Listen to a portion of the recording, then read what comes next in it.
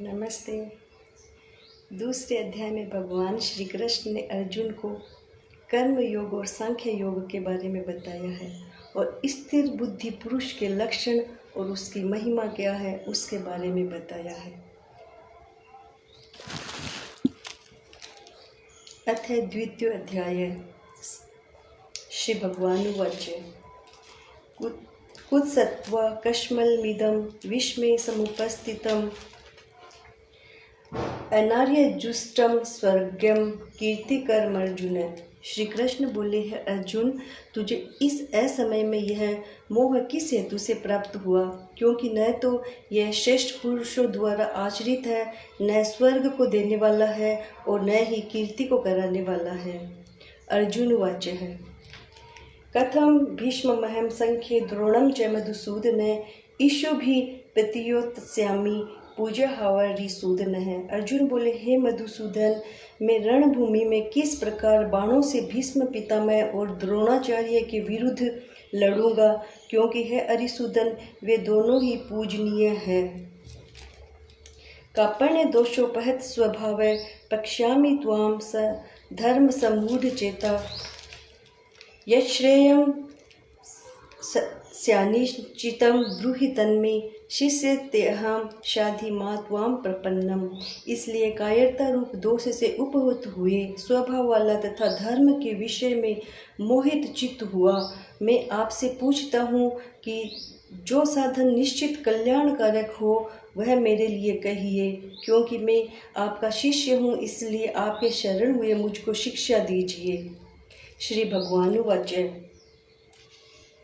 अशोच्यान व शोचस्त्वं प्रज्ञावादाश्च भाससे गतासुनश्च नानु शोचन्ति पंडितः।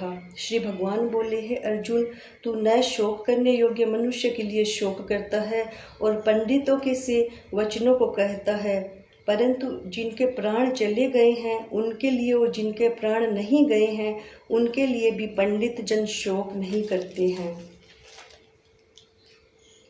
देहिनो अस्मिन् यथा देहे कौमारं यौवनं जरा तथा देहांत प्राप्ति धीरस्तत्र न मुहति। जैसे जीवात्मा की इस देह में बालकपन, जवानी और वृद्धावस्था होती है, वैसे ही अन्य शरीर की प्राप्ति होती है। इस विषय में धीर पुरुष मोहित नहीं होता। मात्रा स्पर्शास्तु कौन्तेयं शीतोष्ण सुख दुःखदः आगमापायिनो अनित्यास्तथा तित्यक्षस्व भारत। हे कुंती पुत्र, सर्दी गर्मी सुख दुख को देने वाले इंद्रिय और विषय के संयोग को उत्पत्ति विनाशशील और अनित्य है, इसलिए हे भारत उनको तू सहन कर। नास्तो विदते भावो ना भाव विदते सतः उभयोरपि दृष्टो अंतसत्वं यो तच्छस्वदर्शी भी।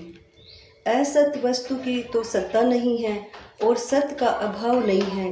इस प्रकार इस दोनों का ही तत्व ज्ञानी पुरुषों द्वारा देखा गया है। वासानि जीर्णानि तथा विहाय नवानि गृह्णाति नरोपराणि तथा शरीराणि विहाय जीर्णानयनानि सयाति नवानि देहि। जैसे मनुष्य पुराने वस्त्रों को त्याग कर नए वस्त्रों को ग्रहण करता है, वैसे ही जीवात्मा पुराने शरीर को त्याग कर दूसरे नए शरीर को प्राप्त होता है। नैनम छिदन्ति शास्त्राणि नैनम दहति पावक न चैनम कलेदयन्तयापो न शोष्यति मारुतः। इस आत्मा को शस्त्र काट नहीं सकते, इसको आग जला नहीं सकती, इसको जल गला नहीं सकता और वायु नहीं सुखा सकता।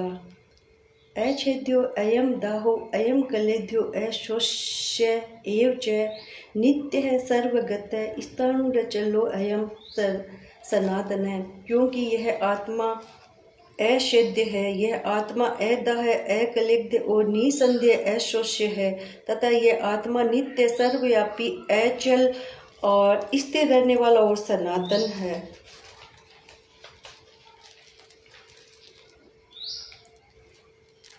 सुख दुखे समे कर्त्वा लाभा लाभो जया जयो तत्तो युधा युजस्व नेवं पापम वाप्स्यसि।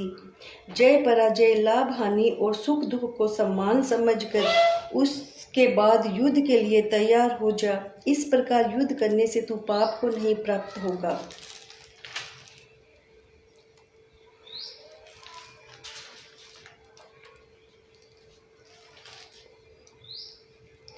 अर्जुन वाच है स्थित्य प्रगस्य का भाषा समाधिस्तस्य केशव स्तधि किम प्रभाषेत किमासीत व्रजेत किम।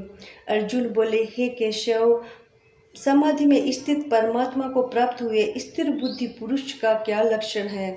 वह स्थित बुद्धि पुरुष कैसे बोलता है, कैसे बैठता है और कैसे चलता है? श्री भगवान वाच्य ध्यायतो विषयान पुष्यः संगस्ते पुष्युपजायते संगसत जायते कामे कामात् क्रोधो अभिजायते। विषयों का चिंतन करने वाले पुरुष की उस विषयों में आसक्ति हो जाती है। आसक्ति से उस विषयों की कामना उत्पन्न होती है और कामना में विघ्न पड़ने से क्रोध उत्पन्न होता है।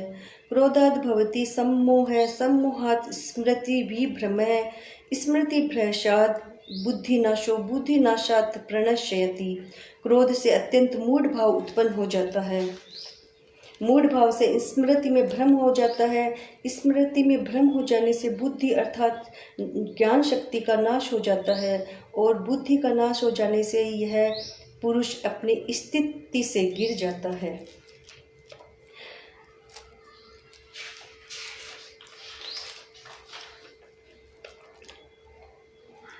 एषा ब्राह्मी स्थिति पार्थ नैनाम प्राप्य विमुहति स्थितवात्सामंत काले अपि ब्रह्म निर्वाण मच्छति। हे अर्जुन, यह ब्रह्म को प्राप्त हुए पुरुष की स्थिति है जिसको प्राप्त होकर योगी कभी मोहित नहीं होता और अंत काल में भी इस ब्रह्मी स्थिति में स्थित होकर ब्रह्मानंद को प्राप्त हो जाता है।